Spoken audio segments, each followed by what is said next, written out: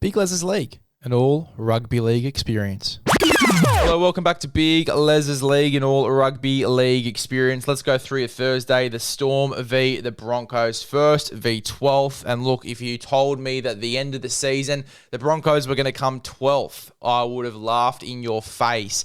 But injuries have really hurt them this season, and obviously form and discipline has hurt them as well at key stages of the year. We always thought that with the side that they had, they were going to end up in the finals anyway, but it has really turned sour for the Broncos late. They do lose even more stars this week too, which brings them out to $4.50 against the Melbourne Storm, $1.20 favourites. Brennan Piakura, Tony Staggs, Payne Haas coming out again, re-injuring, I believe, that foot is the report. And Xavier Willison, they all drop out of the side, which is extremely, extremely concerning, especially the Payne Haas one you saw. He played 60 minutes coming back from a Liz Frank.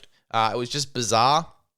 Obviously overworked. Kevy wants to give him a rest now that there's no chance really of making finals. I imagine that's the same sort of storyline for Tony Staggs, just resting him up for the rest of the year. Willison, Piakura, who have done some amazing things for the side this year as well. They come out of the team. Jaden Hunt goes into the back row. We obviously see Kobe Hetherington return into the side off the bench. We see Fletcher Baker start in the front row. He comes back into the side and starts in the front row.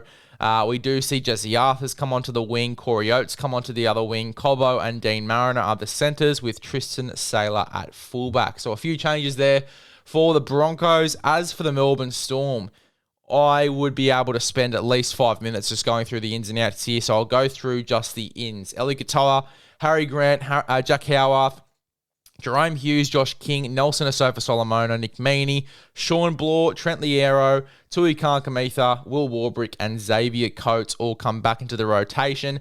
Xavier Coates sitting in jersey number 22, and I think it's going to be a very, very hard choice that Craig Bellamy is going to have to make in regards to who he drops out of this side, because Grant Anderson's been unreal.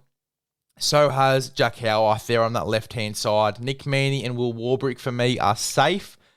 I think it is going to be between Anderson and Howarth, and I think that is going to be an extremely difficult decision there for Craig Bellamy.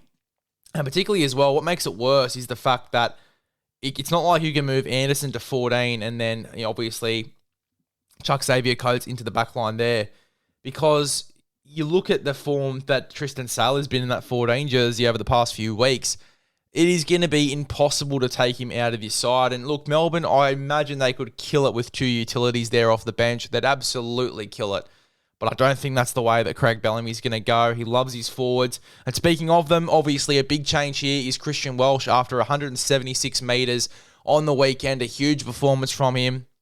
He comes out of the side. Lazarus Varlepu, he rejoins the bench, I should say, in jersey number 20. And after the game that he had on the weekend, I'm not surprised at all. He is an absolute gun.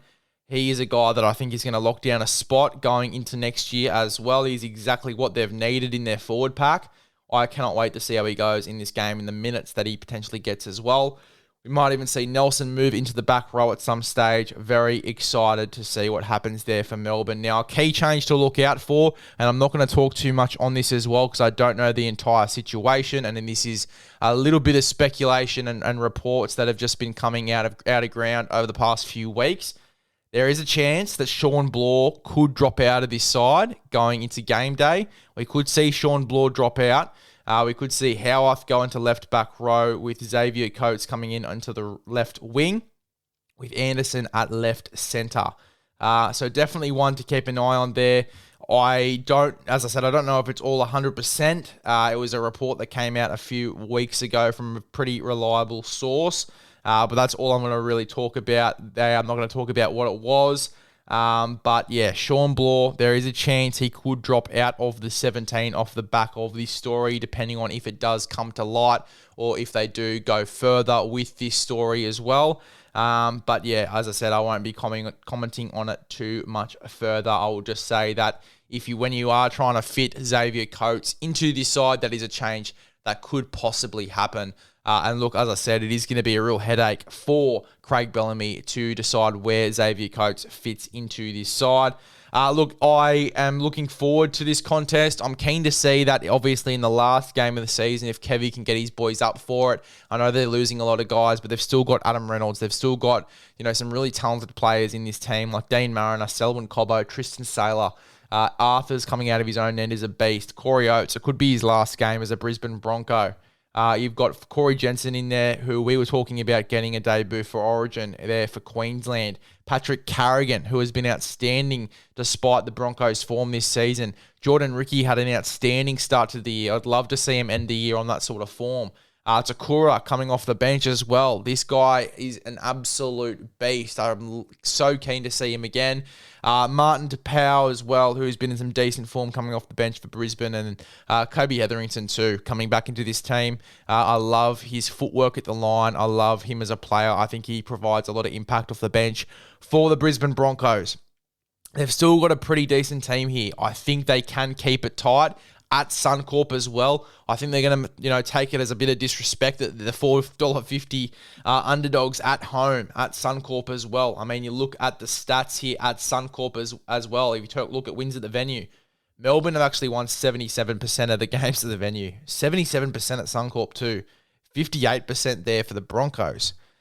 Look, I was trying to make a point there, but obviously the Melbourne Storm looks like they've taken it off me. 30 from 39 games at Suncorp Stadium. You can tell why the Melbourne Storm are the favourites in this one. Obviously, 78 win rate this season, 18 from 23 games. It is absolutely insane, that record there for the Melbourne Storm. Look, I'm taking them to win this game. I think they can get away with a huge win here, especially if Xavier Coates comes back in somewhere. But just regardless, even with Ryan Pappenhausen out, I think that it's pretty close to full strength here for Melbourne. Su'a-Fa'alogo, we know how good he is and how good he can be as well. Looking for him to have a big game there at fullback. Him against the Cowboys the other week was absolutely insane. His footwork at the line and his speed and quickness. It's more quickness than speed too. Just fast off the mark when he steps and when he runs around. As I said, long distance, it's not really fast. It is just more quickness, and with his footwork and just the short strides and I guess the fast twitch fibers as well. He is really, really dangerous for a defense. His footwork and just the little darts of speed that he can have, it's really, really hard to defend. And I'm looking for him to have a big game. As I said, Howarth, Anderson there on that left edge, they're going to be dangerous. And Munster with another week under his belt. Obviously a big performance last week as well. Cam Munster, looking for him to really start to peak going into this final series. And Jerome Hughes as well. They missed him in that last year's final series as well due to injury. Knocking on wood, there's no other injury here for Jerome Hughes. He gets into finals injury-free. If Jerome Hughes is injury-free in this final series, Melbourne Storm will go on to play in the grand final, and that is a fact. It is an absolute fact. I think with the Roosters in their situation, they're not going to be making a grand final anymore. I think the real favourite, the boring answer for the grand final is Penrith and Melbourne, depending on how the draw works out. But I think it's the boring answer, and I think it's the right answer here. I think that's what we're going to see. But a big part of that is going to be if Jerome Hughes is fit, if all of their guys are fit, because they've been out on a number of occasions this season. Pappenhausen, Jerome Hughes, Cameron Munster, Harry Grant. They've been out at a number of stations for a number of reasons this year. I really do think that they've all got to be fit if the Melbourne Storm do want to go ahead and play finals.